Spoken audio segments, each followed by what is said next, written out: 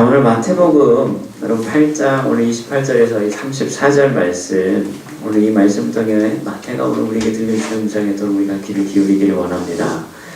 자, 오늘 본문과 여러분 평행 본문이요, 마가복음 5장 1절에서 20절 말씀하고요, 누가복음 8장 26절에서 39절 말씀인데요. 이 각각의 이 지금 본문들은 다 같은 사건을 지금 기록하고 있습니다. 다만 오늘 이 마가복음과 누가복음에 비해서 오늘 마태복음에 약간 좀 다른 특징이 있어요. 오늘 그것을 좀 먼저 보기를 원하는데요. 오늘 본문 비교를 위해서 우리가 먼저 누가복음 8장에 있는 말씀 한번 먼저 읽어보도록 하겠습니다. 누가복음 8장 26절에서 39절 말씀을 한번 더 먼저 볼게요. 누가복음 8장 26절에서 39절 말씀입니다.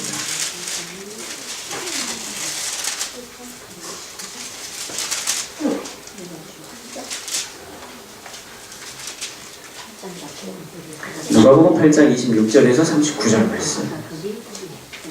누가복음 8장 26절에서 39절. 찾으셨나요? 26에서 39절 말씀, 같은 사건인데요. 다시 한번 보겠습니다. 우리 같이 한번 쭉 같이 읽을게요. 합독합니다. 신약성경 제수성경으로 105쪽입니다. 신약성경 105쪽. 누가복음 8장 26절에서 39절까지 말씀 같이 읽겠습니다. 시작. 그들이 갈릴리 맞은편 고라사인의 땅에 이르러 예수께서 육지에 내리심에 그 도시 사람으로서 귀신 들린 자 하나가 예수를 만나니 그 사람은 오래 옷을 입지 아니하며 집에 거하지도 아니하고 무덤 사이에 거하는 자라. 예수를 보고 부르짖으며 그 앞에 엎드려 큰 소리로 불러 이르되 지극히 높으신 하나님 아들 예수여, 당신이 나와 무슨 상관이 있나이까? 당신께 구하노니 나를 괴롭게 하지 마옵소서 하니, 이는 예수께서 이미 더러운 귀신을 명하사 그 사람에게서 나오라 하셨습니다. 귀신이 가끔 그 사람을 붙잡음으로 그를 쇠사슬과 고랑에 매어 지켰으되 그 맨 것을 끊고 귀신에게 물며 방해하고 나갔더라. 예수께서 내 이름이 무엇이냐 물으신즉 이르되 군대라 하니, 이는 많은 귀신이 들렸습니다.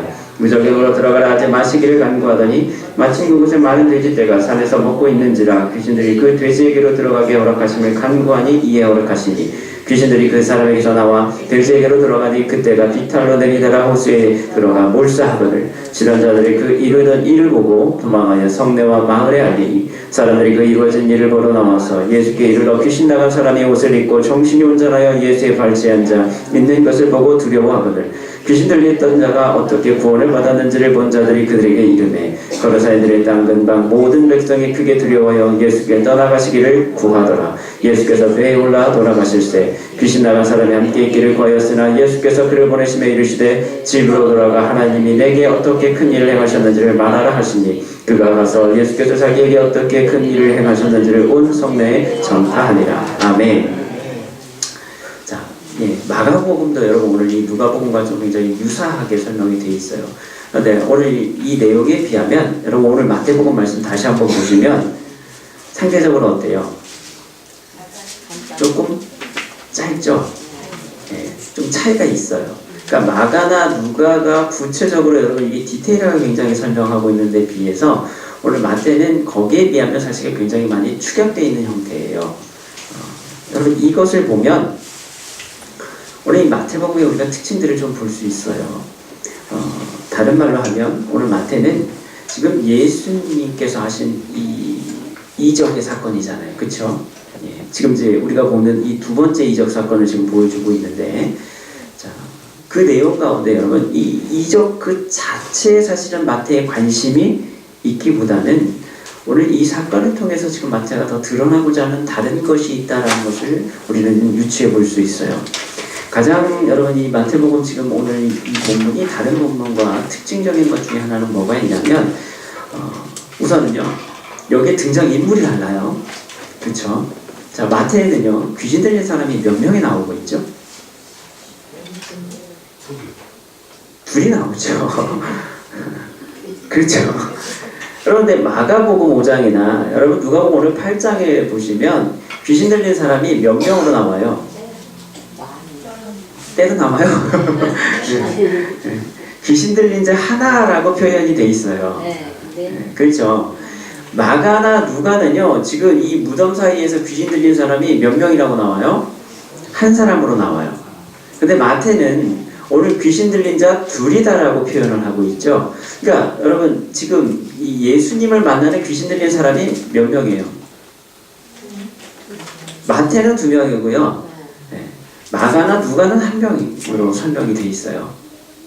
자, 이게 여러분 이 오늘 마태복음 본문의 내용의 좀 특징 가운데 또 하나인데요. 왜 그러느냐? 여러분 유대 사회에 있어서요, 두 사람은 굉장히 중요합니다. 왜 그럴까요? 그렇죠. 유대 사회에서 여러분 이 두 사람이라는 건 뭐냐면 증인으로서의 법적 효력이 있는 최소한의 인원이 2명이에요. 그렇죠. 네.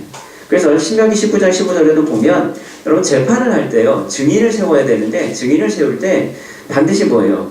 2-3사람 이상을 세우라라고 되어 있어요. 그래서 한 사람의 증언만 갖고는 판결하지 말라라고 얘기를 합니다. 그걸 적용하면 안 되는 거예요. 최소한 2명 이상의 증인이 필요함에 대해서 얘기하고 있죠. 여러분 예수님께서도요, 제사를 파송할 때 어떻게 보내세요? 2사람씩 짝지어 보냅니다. 왜 그랬을까요? 왜 한 사람씩 보내면 안 되고 3사람씩 보내면 안 됐을까요?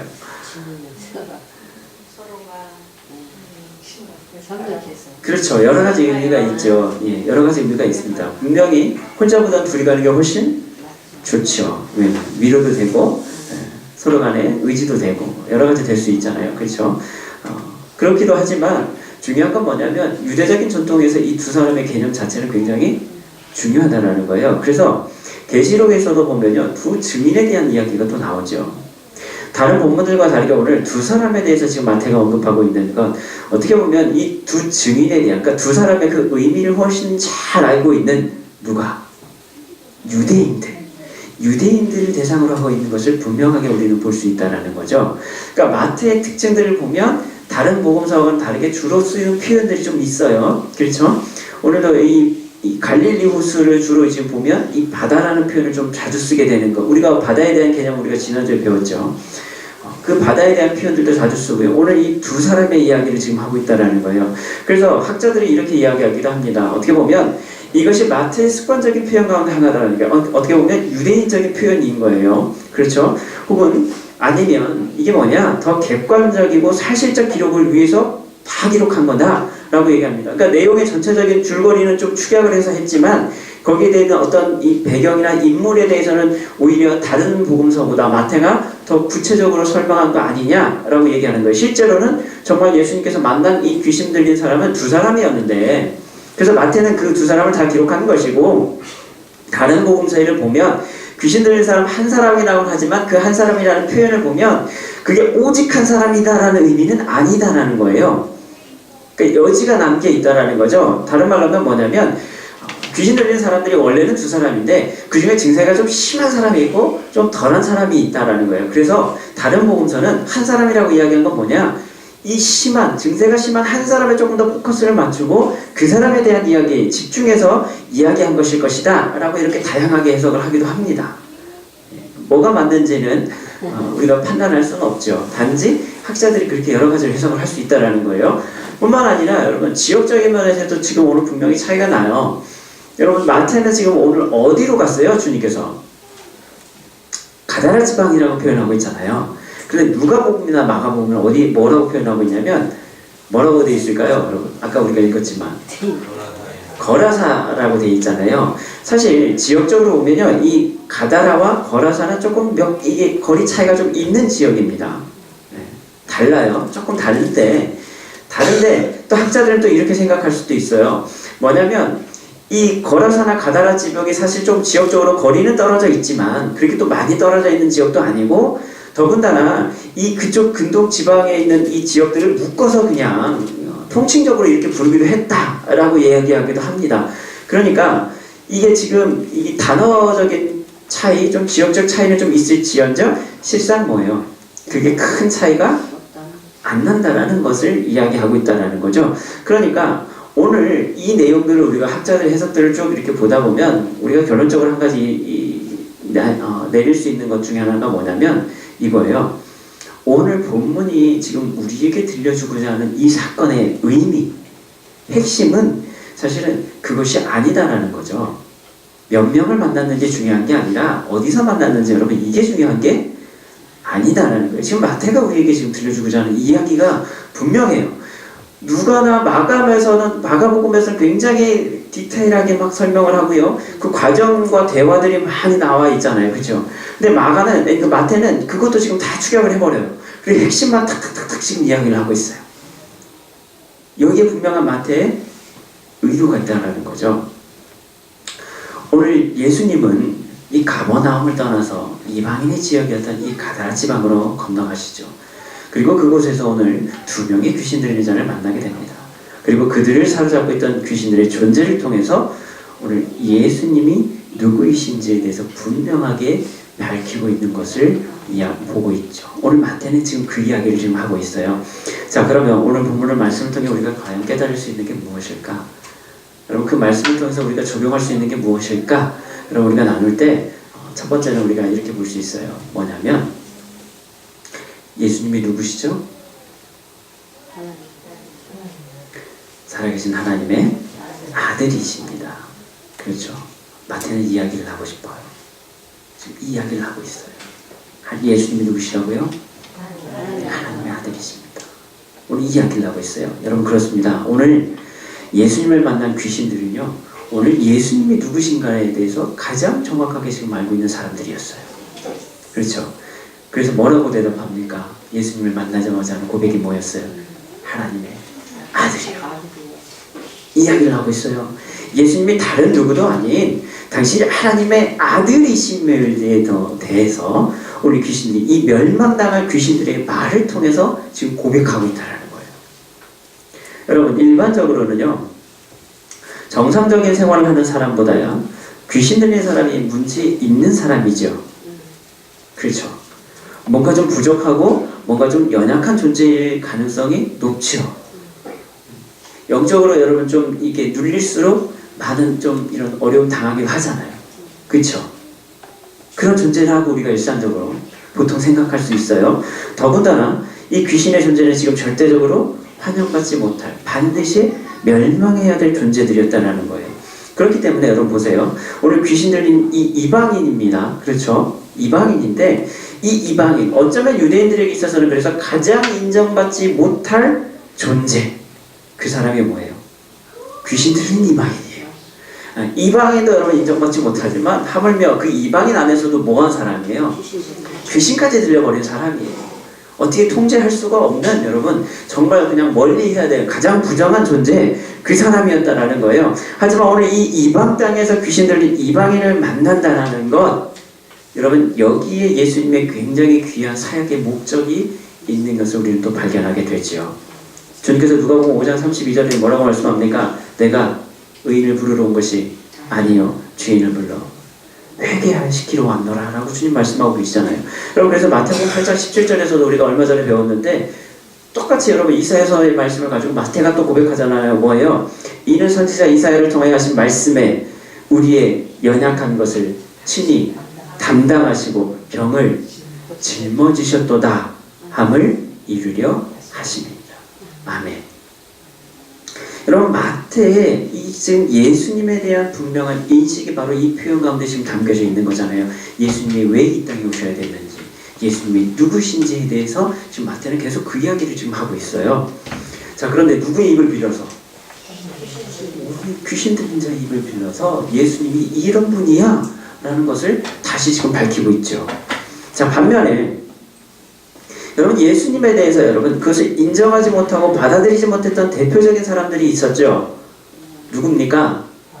서기관들, 그리고 바리새인들이었죠. 그들은 결코 자신들이 죄인됨을 인정할 수 없는 자들이었습니다. 왜 그렇습니까? 왜냐하면 자신들은 이미 율법의 의의를 다 이루었다라고 자부하는 자들이었기 때문에 그렇습니다. 왜요? 나는 율법적으로는 이미 죄가 없는, 우리는 구원받은 백성 의인이야. 그게 누구예요? 나야 라는 생각들을 가지고 있었던 사람들이었다라는 거죠. 그렇기 때문에 오늘 예수님이 하나님의 아들이다라는 그 사실이 그들에게는 뭐예요? 엄청난 신성 모독이 될 수밖에 없었던 것이죠. 심지어 여러분 오늘 제자들조차도요, 이때까지 그들의 모습을 보면 예수님에 대해서 지금 어떻게 생각하고 있는 거예요? 선생님이요, 랍비요 정도는 되지만, 그러나 뭐예요? 예수님에 대한 분명한 그 존재에 대한 확신은 없었던 상태였다라는 거예요. 우리가 지난주에 그래서 살펴봤던 여러분과 바람과 바다를 잠잠케 하신 그 예수님, 그 주님을 제자들은 어떻게 바라봤어요? 놀랍게 바라봤잖아요. 그렇죠.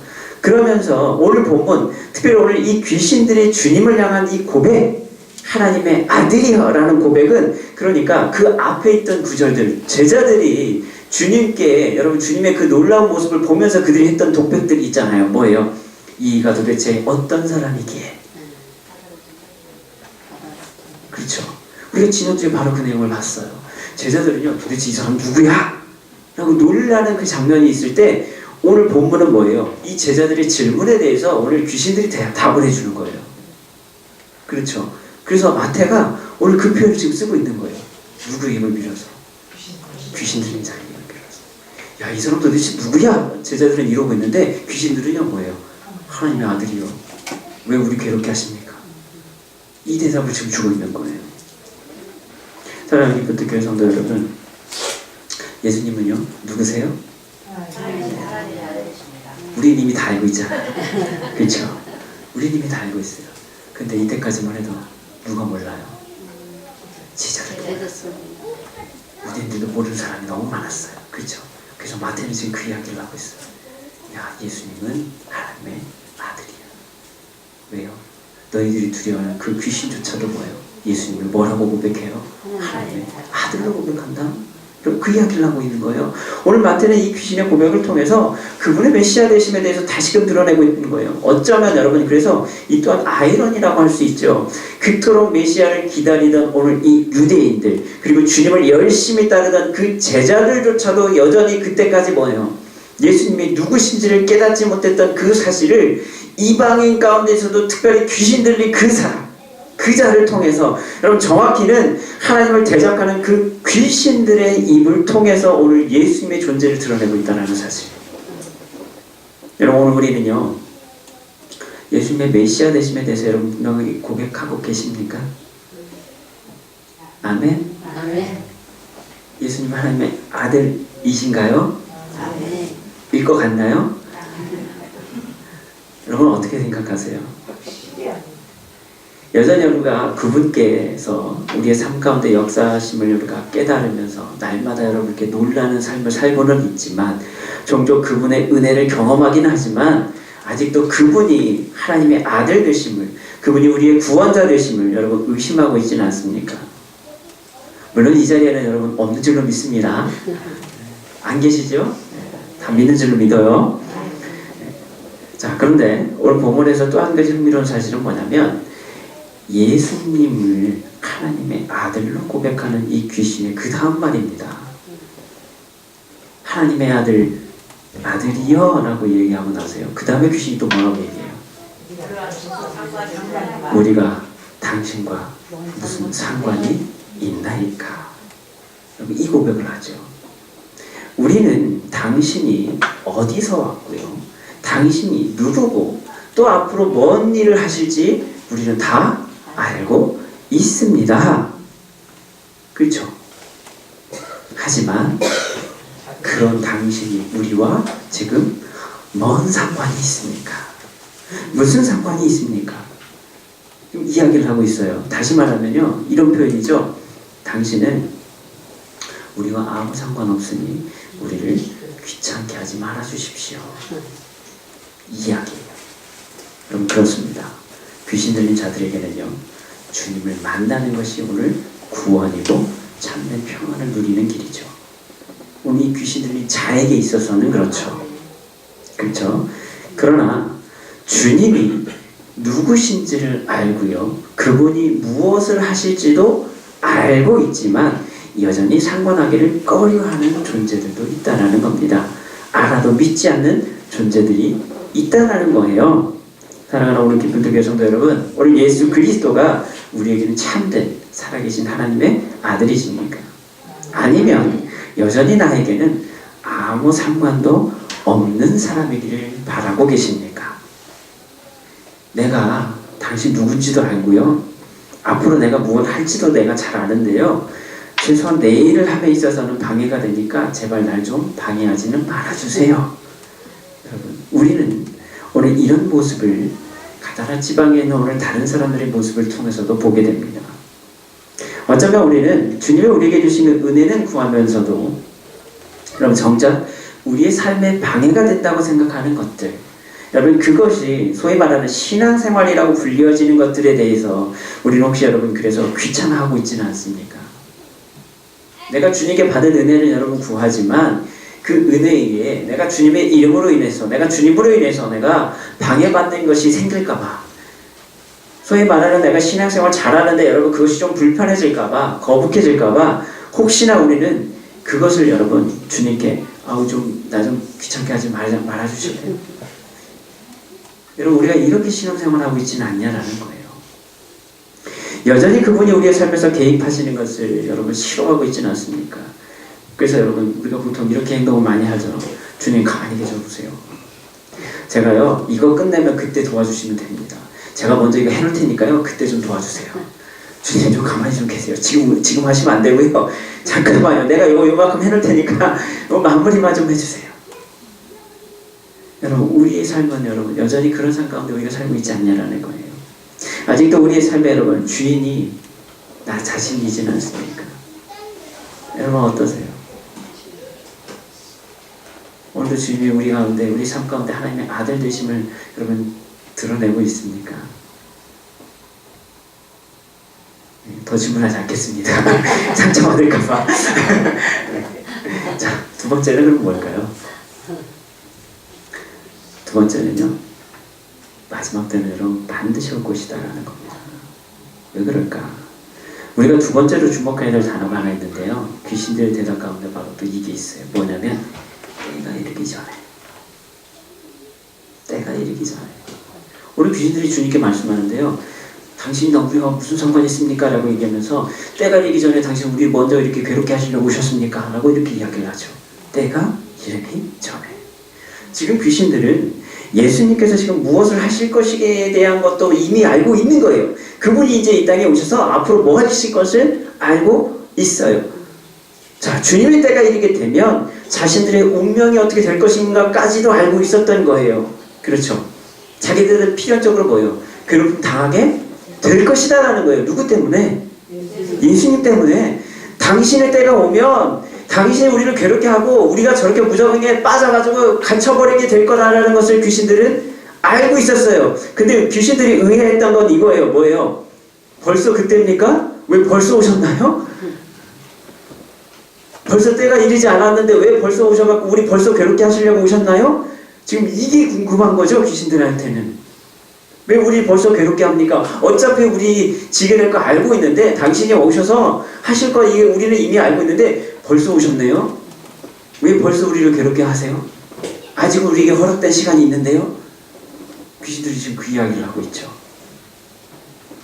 아직 때가 이른 거 아닌 것 같은데 벌써 자신들을 괴롭게 할 것에 대한 두려움이 이 귀신들에게 지금 있었던 거예요. 여러분 그렇습니다. 마지막 때 주님이 임하실 그때 그리고 어둠의 세력들이 영원히 괴롭힘을 당할 때가 반드시 올 것입니다. 베드로서 2장 4절에도 이렇게 말씀하죠. 하나님이 범죄한 천사들을 용서하지 아니하시고 지옥에 던져 어두운 구덩이에 더 심판하실 때까지 지키게 하셨으며 또 계시록 20장 3절에도 무저갱에 던져 넣어 잠그고 그 위에 임봉하여 정년이 천년이 차도록 다시 만국을 미혹하지 못하게 하는데 그 위에는 반드시 잠깐 놓이리라. 하나님을 대적하는 어둠의 영들, 악한 영들 여러분 하시는 하나님의 말씀이잖아요. 하나님의 심판은 뭐예요? 반드시 그렇게 임하게 될 것이다 라는 겁니다. 주님은 반드시 다시 오실 것을 또한 그래서 우리에게 말씀하고 계시죠. 계시록 22장 20절에도 이것들을 증언하신 이가 이르시되 내가 진실로 속히 오리라 하시거늘 아멘. 주 예수여 오시옵소서. 주님은 반드시 다시 오실 것입니다. 그때는요 심판자의 모습으로 반드시 주님께서 오십니다. 다만 그때와 시기를 우리는 알 수 없을 뿐이죠. 그래서 베드로서 3장 9절에도 주의 약속은 어떤 이들이 더디다고 생각하는 것 같이 더딘 것이 아니라 오직 주께서는 너희를 대하여 오래 참으사 아무도 멸망하지 아니하고 다 회개에 이르기를 원하시느니라. 그러니까 주님이 오시면 빨리 오셨으면 좋겠는데 그렇죠? 아닌가요? 빨리 오셨으면 좋겠는데 야 지금 1000년이 지나고 2000년이 지나도 빨리 안 오시는 이유가 뭘까? 다른 이유가 있는 게 아니라 뭐예요? 가능하면 모든 사람이 아무도 멸망치 않고 다 회개에 이르러서 뭐예요? 구원받기를 원하시는 주님의 마음 때문에 주님이 빨리 오고 싶어도 안 오시는 거라는 거예요. 왜요? 기다리시느라고. 그러나 안 온다는 얘기가 아니죠. 반드시 오신다라는 겁니다. 사랑하는 성도 여러분, 귀신들조차요 오늘 하나님의 심판이 임할 줄을 알고 있었습니다. 그럼에도 불구하고 그들 끝까지 주님을 대적하는 모습을 보여주고 있죠. 여러분 어쩌면 마지막 때를 준비해야 될 우리들에게 마태는 지금 똑같은 질문을 하고 있을지도 모릅니다. 마지막 때에 과연 우리는 그날을 맞이할 준비를 지금 하고 있냐라는 거예요. 오늘 귀신들은 정작 사람들을 괴롭히는 존재이면서도요 오늘 예수님께는 뭐라고 말씀하고 있어요? 우리를 괴롭게 하지 말아주세요 라고 이야기합니다. 지금 누가 누구를 괴롭게 하고 있는데요? 누가 누구를 괴롭게 하고 있어요? 이 귀신들이 지금 누가복음에 보면 이제 군대 귀신이죠? 이 귀신들이 뭐예요? 지금 사람을 괴롭히고 있어요. 괴롭히고 있으면서 주님에게 요구하는 건 뭐예요? 제발 우리 좀 괴롭게 하지 말아주세요 라고 지금 요청하고 있는 거예요. 여러분 마치 여러분 이게 누구 같아요? 누굴까요? 여러분 마치 나 자신은 다른 사람들의 잘못을 용서해주지 않으면서 오늘 주님께 맨날 나가서 하는 게 뭐예요? 나 자신을 저는 용서해달라는 기도를 하는 그런 우리의 모습과 여러분 같지 않을까요? 오늘 주님이 다시 오실 그날을 준비하며 날마다 참된 제자의 삶을 살아가는 그 사람이 누구예요? 그 사람이 진짜 그리스도인이라는 거예요. 지금 마태는 그 이야기를 지금 계속하고 있잖아요. 예수님이 누구신지에 대해서. 그리고 진짜 여러분 그리스도인의 삶을 살아가는 제자의 삶이라는 게 뭐냐에 대해서 지금 우리가 쭉 계속 그 주제를 가지고 보고 있잖아요. 그렇죠? 오늘도 이 내용을 보면 과연 우리가 모습이 어떠한 것인가에 대해서 여러분 다시금 이 귀신들을 이 귀신 이야기를 통해서 우리의 모습들이 고발되고 있는 것을 보게 되죠. 우리는 그날을 오늘도 믿음으로 맞이할 준비를 여러분 하고 있습니까? 누가복음 18장 8절에 내가 너희에게 이르노니 속히 그 원한을 풀어주시리라. 그러나 인자가 올 때 세상에서 믿음을 보겠느냐 하시니라. 여러분 마지막 때 그날에 반드시 올 그때 그날에 주님께서 우리를 바라보시면서 하시는 말씀 인자가 올 때 세상에서 믿음을 보겠느냐. 여러분 우리의 믿음은 어디에 가 있을까요? 우리의 모습은 어떨까요? 자 마지막으로 세 번째요. 오늘 예수님의 관심이 어디에 가 있어요? 한 영혼에게 있는 것을 우리 보게 되죠. 어쩌면요 오늘 본문의 핵심은 우리는 여기서 찾아볼 수도 있습니다.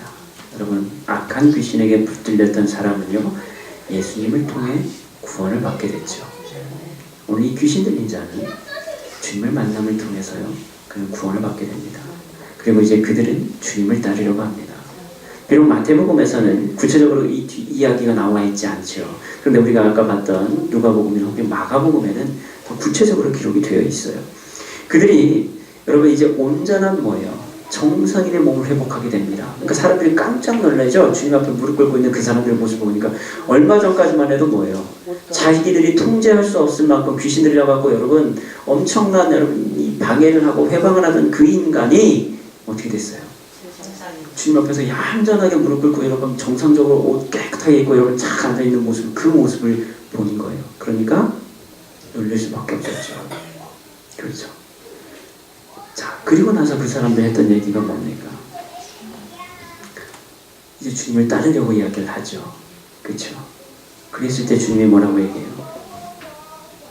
너는 마을에 가서 그 내용들을 뭐예요? 다 지금 전파하라고 얘기를 하죠. 증거하는 거죠. 그렇죠. 그 이야기를 합니다. 그러니까 주님께서는 그들에게 새로운 사명을 주시는 것으로 여러분 이 이야기가 끝나게 되잖아요. 오늘 마태에서는 여러분 그 부분이 생략되어 있지만 반면에 그럼 예수님에 대한 이야기를 들었던 이 마을 사람들을 여러분 한번 보세요.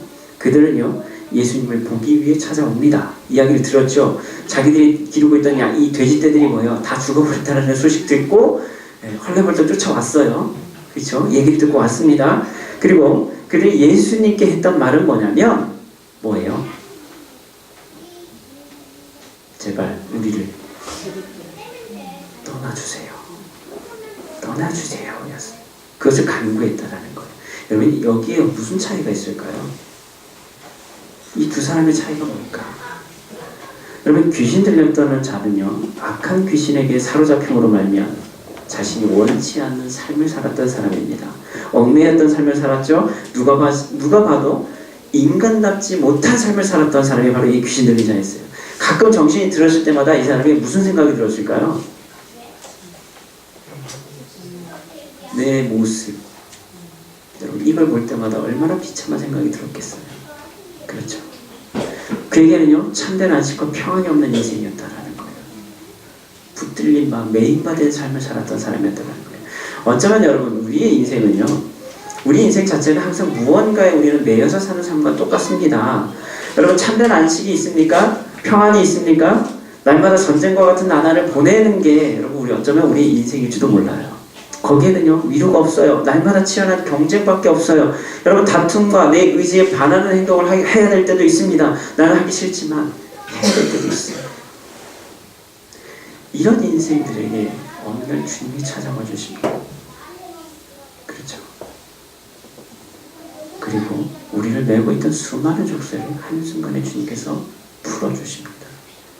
자유함을 주시죠. 참된 자유와 평안을 누리게 해주신다는 거예요. 참된 인간의 여러분 원래 형상을 회복시켜 주십니다. 우리 귀신 들렸다는 자가 귀신 들렸을 때 대표적으로 나타난 증상 가운데 하나는 뭐예요? 옷을 다 찢어서 벗어버리는 거예요. 그렇죠? 진짜 소위 미친 사람처럼 여러분 그러고 싸우러 다니다는 거예요.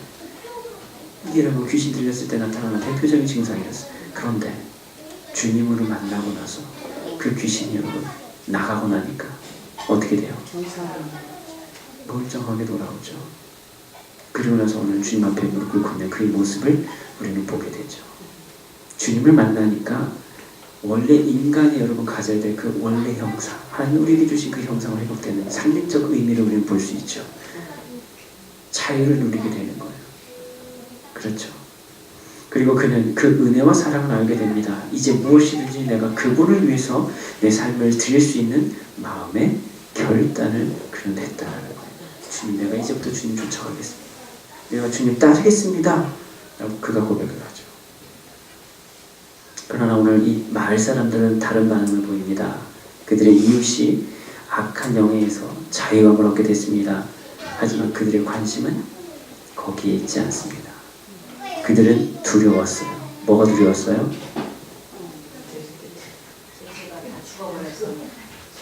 자신의 수요에 큰 손해가 있을까? 심지어 자신들에게도 어떤 큰 위해가 있을까? 그들은 그것이 두려웠던 거예요. 주님이 계심으로 말미암아 자기들이 가지고 있었던 것, 지금까지 누렸던 것에 뭐예요? 큰 어려움이 닥칠까 봐. 여러분 대표적으로 여기 부자 청년 이야기를 우리가 들 수 있겠죠. 가진 게 많았어요. 다 지켰는데요. 다 했는데요. 그런데 주님이 야 그거 다 나눠줘. 그리고 나 따라올래? 했을 때 그가 망설이죠. 가진 게 너무 많았어요. 주님 때문에 그것을 빼앗기는 게 두려웠어요. 그래서 근심할 수밖에 없어요. 그렇죠. 우리 이 마을 사람들의 모습을 보세요. 그들은 단순히 자신의 이 재산되었던 돼지떼가 훨씬 중요했을 뿐이라는 것. 그래서 자신들의 인생에 있어서 가장 큰 전환점을 맞이할 굉장히 중요한 순간, 주님을 만나는 그 순간에 오히려 그들에게는 뭐예요? 주님을 떠나시기를 간구했다라는 거. 사랑하는 성도 여러분, 돼지 떼는요, 유대인들에게 있어서는 무척이나 부정한 짐승이죠. 돼지 자체가 여러분 굉장히 부정하죠. 절대로 뭐예요? 쳐다보지도 않고요. 먹는 건 무사하고요. 쳐다보지도 않고요. 부정한 짐승이기 때문에 절대 여러분 키우지도 않습니다. 그렇죠? 만지는 것 자체가 여러분 이미 부정해지는 거기 때문에 절대로 키울 수가 없어요. 그러니까 유대인 마을에서는 돼지가 있어요, 없어요? 절대로 없어요. 없어야 되는 거예요. 그렇잖아요. 스스로 부정한 걸 만질 수는 없잖아요. 절대 안 키웠단 말이에요. 그러니까 이 가다라 지방 자체가 지금 이미 뭐예요? 이 지역이 이방인의 지역이다라는 것을 상징적으로 지금 보여주는 거예요. 그 지역 자체가. 그렇죠. 그 짐승을 지금 2,000마리가 넘게 길렀다라는 것 그 자체가 이미 여기가 이방인들이 사는 지역이다라는 것을 분명하게 드러내는 지역입니다. 여기 여러분 상징적 의미가 있죠. 오늘 여러분 귀신들은요, 주님께 돼지떼에 들여보내시기를 간청하죠. 그렇죠. 간청합니다. 자, 그런데 오늘 여러분 재밌는 건 뭐냐면 주님이 그 요구를 들어주신다는 거예요. 왜 그랬을까요, 여러분? 마침 거기 돼지떼가 있었는데 귀신들이 뭐예요? 우리 저기 그냥 들어가는 거 허락해 주세요. 우리 무적에게 들어가는 거 우리 제발 좀 그건 하지 말아주시고요. 우리 여기로 이쪽으로 갈 테니까 여기 가는 것만 좀 허락해 주세요. 이야기를 하거든요. 그렇죠. 여기에 이 귀신의 습성에 대해서 우리가 또 이제 이 학자들도 이렇게 여러 가지를 이야기하기도 하는데 오늘 주제는 그게 아니니까 중요한 건 왜 주님이 그걸 허락해 주셨냐라는 거예요. 여러분 어떻게 생각하세요? 여러분 주님이요 꼭 그 요구를 들어주실 이유가 있었을까요? 생각해 보세요. 귀신들이요 그 사람한테서 떠나는 걸 여러분 주님이 굳이 돼지떼에 보내지 않아도 그걸 못 쫓아내셨을까요? 당연히 하실 수 있죠. 여러분 사실 지금까지요 지금 앞에서 보면요 주님이 죽기 사역하는 거 그러니까 귀신 쫓아내는 게요 지금 이게 처음이 아니에요. 앞에서도 이미 했어요. 그쵸? 네. 여러 또 귀신 들리는 자들 많이 치유해 주셨습니다. 그 앞에 이야기를 쭉 있었죠. 자 그런데 오늘 왜 갑자기 이 이방인 동네에서 이 돼지떼에 들어가는 걸 주님이 허락해 주셨냐라는 거예요. 굳이 그렇게 안 하셔도 됐는데 2,000만 명이나 돼가지고 너무 많아서 감당이 안 될까봐? 그래서 그랬을까요? 여러분 이게 굉장히 중요해요. 우리 여기서 한번 의문을 여러분 가질 필요가 있어요. 왜 주님이 이걸 굳이 허락하셨을까? 결론적으로 보면 돼지떼에 들어가는 걸 허락함으로 말미암아 오히려 주님이 거기서 동네에서 쫓겨나게 되는 계기가 됐단 말이에요. 그렇죠? 돼지떼에 안 들어가고 그냥 귀신만 나가서 도망가고 떠나버렸으면 여러분 그 사람들이 놀래서 여러분 제발 좀 가주세요 라고 어떻게 보면 동기가 안 됐을 거예요. 그렇죠? 근데 주님은 굳이 들어가 라고 허락하셨다는 거예요. 여러분 왜 그랬을까? 왜 허락하셨을까요? 여기 여러분 마태가 우리에게 들려주고자 하는 이유가 있다는 거예요. 여러분 오늘 그들이 형제보다는 오늘 이 부정한 것의 대표로 상징되고 있는 이 돼지떼가 훨씬 중요한 인생을 살아가는 사람들이었다는 거. 그렇죠? 그들에게는 그게 더 중요했어요. 다른 말로 하면요, 오늘 마태복음의 주제를 가지고 우리가 지금 이걸 그대로 가져오면 뭐냐면 그들은요 세상의 의의를 쫓아 살아가는 사람들이었다라는 거예요. 이런 사람들은 결국 뭡니까? 주님의 제자에 합당하지 않는 모습을 살아가는 사람들을 이야기하는 거죠. 오늘 주님은 오늘 이 사건을 통해 분명하게 우리에게 지금 말씀하는 것이 있다라는 거예요. 주님은 천하보다 한 영혼을 더 귀하게 여겨주시는 분이시죠. 그리고 우리에게 또한 그것을 가르쳐주고 계시죠. 주님께서 지금 계속 우리에게 하시는 말씀은 뭐예요? 지금 그것을 지금 이야기하는 거잖아요. 그 중에 하나가 여러분 우리가 지금 제자도 가운데 마태복음에서 얘기하는 많은 제자도 가운데 지금 쭉 살펴보고 있는 건데 중에 하나도 바로 이것이었어요. 주님이 왜 이 땅에 오셨는지, 누구 때문에 오셨는지. 그럼 이 이야기를 지금 계속하고 있잖아요. 그렇죠?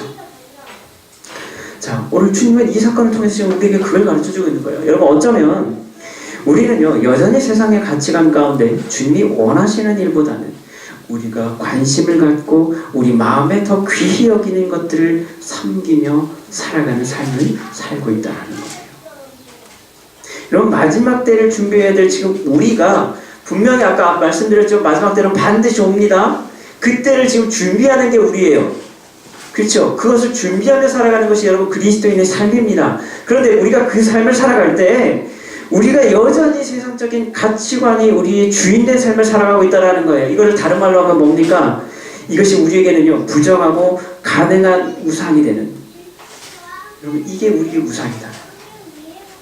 주님은 지금 그걸 이야기하고 있다. 이 돼지떼로 상징되는 것. 그것의 가치를 더 중하게 여기며 살아가는 사람들. 세상적 가치관 가운데 여러분 여전히 살아가고 있는 사람들. 잃을까봐 두려울 것이 있는 사람들. 이해가 되세요? 그게 다른 말로 하면 뭐예요? 그게 우리의 우상이다라는 거예요. 우리 그걸 붙들고 살아가고 있다라는 거예요. 주님이 오셨는데도요, 우리는 그걸 포기하지 못해요. 그래서 어떻게 해요? 주님, 제발 좀 내 인생에서 좀 떠나주세요. 이건 좀 방해 좀 하지 말아주세요. 여러분, 그런 삶을 우리는 살고 있다는 거예요. 여전히 세상적인 가치관이 주인된 삶을 우리는 살아가고 있다는 것입니다. 주님은 그것을 없애는 과정을 통해서 오늘 새로운 가치를 지금 부여해주고 있는 거예요. 그러니까 지금 여러분 이 귀신들 문제 하나를 주님이 살리시기 위해서 그냥 살리실 수도 있었지만 뭐예요? 그 귀신들이 돼지떼에 들어가게 만들어서 그 돼지들이 다 죽게 만들어버리는 거예요. 오늘날은 지금 여러분 동물 이 보호협회나 이런 데서 보면 난리 날 이야기잖아요. 그죠? 그러나 그만큼 뭐예요? 이 영혼의 가치가 얼마나 귀한 것이고 우리의 삶이 지금 뭐예요? 그 귀한 것이 아닌 헛된 것을 얼마나 붙들려서 살아가고 있냐면 너희들이 살고 있는지에 대해서 지금 주님 그걸 깨닫게 만들어주고 계시다라는 거예요. 여러분 마치 욥에게 여러분 있었던 여러분 수많은 울타리들이 있었죠. 뭐가 있었어요? 욥이 가진 게 많았잖아요. 뭐가 있었어요? 재산도 많았죠. 자녀들도 있었죠. 건강도 있었어요. 그렇죠? 여러분 욥이가 왜 욥이 이렇게 고생을 당해야 되느냐? 욥의 주제는 굉장히 심오합니다. 그런데 사단이 봤을 때는 하나님, 지금 욥이 하나님을 이렇게 잘 섬기는 것은요, 하나님이 이렇게 울타리로 잘 보호해주고 계시기 때문이 아닙니까? 하나님의 물질의 복도 주시고 가족들도 주시고 건강도 주시고 다 주시니까 얘가 이렇게 잘 섬기는 것 같잖아요. 하나님 근데 보세요. 얘 이거 하나씩 다 뺏어가면요, 얘 절대 하나님 안 섬길걸요? 그렇죠. 그때 하나님께서 뭐예요? 사단으로 하여금 그 울타리를 하나씩 제거하게 만드시죠. 그렇죠? 그래서 욥이 알 수 없는 고난을 당할 수밖에 없었잖아요. 그래서 여러분 물질의 울타리부터 걷어내기 시작합니다. 가족의 울타리를 걷어내죠? 나중에 또 어떻게 했어요? 자신의 건강까지도 여러분 그 울타리를 다 하나님께서 다 치워버리게 만드세요. 그리고 나니까 그가 그 고통 가운데 고백하게 되는 건 뭐예요? 하나님을 새롭게 보기 시작했다라는 거예요. 그게 마지막 고백이 바로 그거잖아요. 지금까지 내가 하나님을 듣기만 했더니 이제 내 눈으로 하나님을 뭐예요? 보게 됐다라고 이야기해요. 그렇죠. 완전히 다른 고백을 하게 됩니다. 욥이 믿음이 없었나요? 믿음은 있었어요. 그런데 그 믿음의 수준이 달라졌죠. 여러분 오늘 이 내용을 우리가 본 것처럼 더 나은 하나님의 의가 무엇인지 오늘 우리로 하여금 주님께서 깨닫게 만들어 주신다는 거예요. 그래서 필요할 때는 뭐예요? 가끔 그것들을 여러분 하나님께서 이렇게 치우실 때가 있다는 거예요. 무엇이 중요한지를 깨닫게 만드실 때가 있다는 거예요. 그렇게 주님은 인도에 가신다는 거예요. 그 제자는요, 만들어지는 게 아니죠. 우리가 되어지는 게 아니죠. 주님이 우리를 그렇게 인도에 가십니다. 그렇게 이끌어 가시는 거예요. 마태복음 10장 37절에 이렇게 말씀합니다. 아버지나 어머니를 나보다 더 사랑하는 자는 내게 합당하지 아니하고 아들이나 딸을 나보다 더 사랑하는 자도 내게 합당하지 아니하며. 여러분 주님께 합당한 자들이 누구라고요? 부모보다 자식보다 주님을 더 사랑하기를 여러분 주님 원하고 계신다는 거예요. 뭐가 중요하냐? 만약에 여러분 그 사랑을 우리가 방해하는 요소들이 있다면, 소위 말하면 우리가 여러분 우상처럼 그것을 모시는 것들이 우리 안에 있다면 주님은 뭐예요? 그걸 하나씩 하나씩 제거하시고 그 과정을 걸어가면서 우리는 제자의 길을 걷게 됩니다. 주님의 보시기에 합당한 삶의 모습을 우리를 인도해 가시는 것이죠. 여러분, 오늘 나의 참된 주인은 무엇입니까? 여러분, 내가 더 사랑하는 것이 있습니까? 내게는 없어져야 될 여러분 부정한 것들이 혹시 있지 않습니까? 과연 나는 주님과 오늘 무슨 상관이 있는 자입니까? 여러분, 우리 주님과 깊은 상관이 있습니까? 관련이 됩니까? 바라기를 오늘 날마다 주님과 깊은 관계 안에 거할 수 있는, 그래서 그런 복된 삶을 누리는 우리 모두 될 수 있기를 주님의 이름으로 간절히 기도합니다.